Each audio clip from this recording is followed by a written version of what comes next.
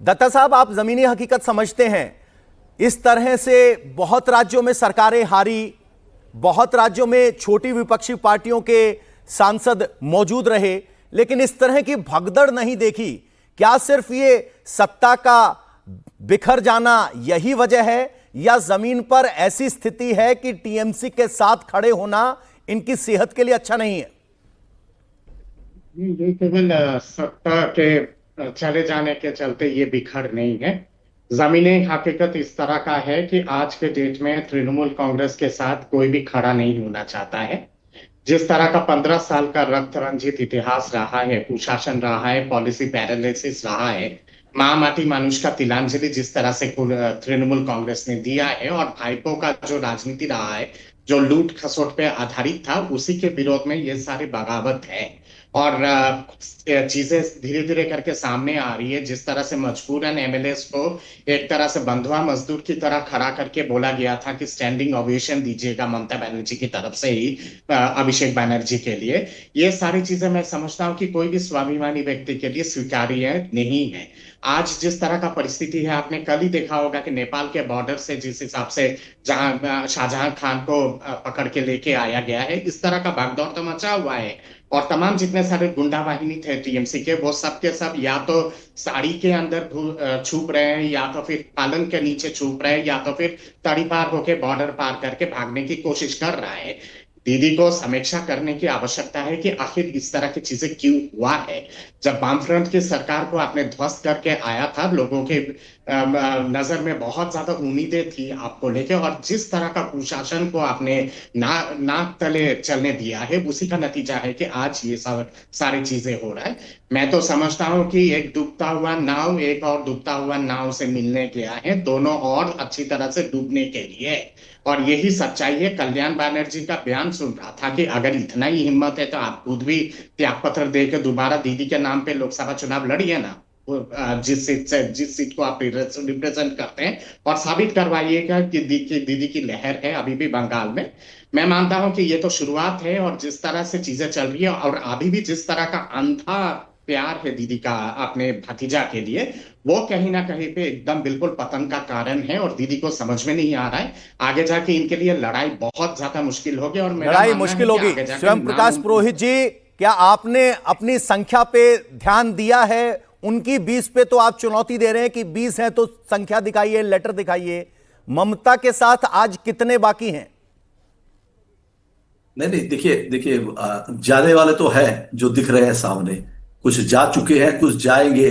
उसका मुद्दा नहीं है। मुद्दा है पश्चिम बंगाल की जनता ने एक मैंडेट दिया है। 2 करोड़ 60 लाख लोगों ने ममता बनर्जी के नाम पर वोट किया है, और उन लोगों के वोटों के बाद में जो लोग जा रहे हैं, उनके ऊपर में सवाल है कि वो आज ममता बनर्जी से सवाल कर रहे हैं। जो ऑलरेडी भूपेंद्र यादव भारतीय जनता पार्टी के नेताओं के साथ चाय नाश्ता खाना कर रहे हैं, वो तो जा चुके हैं। अगर उनमें हिम्मत होती, काकोली घोष दस्तीदार ने आईपैक पर सवाल उठाया 2024 में, यही आईपैक के नारों से वो चुनाव जीत करके गई।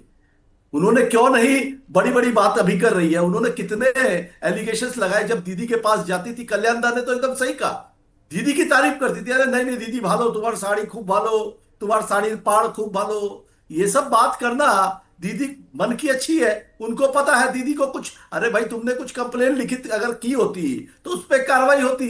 तुमने खुद ने अपने कार्यकाल में क्या किया है? जो विधायक बने हैं, कुछ तो पहली बार बने हैं, जिनके 15 साल पिताजी विधायक थे, अब वो बोल रहे हैं कि नहीं भाई हम अभिषेक बनर्जी को नहीं मानेंगे। अरे भाई तुमको कौन मानेगा?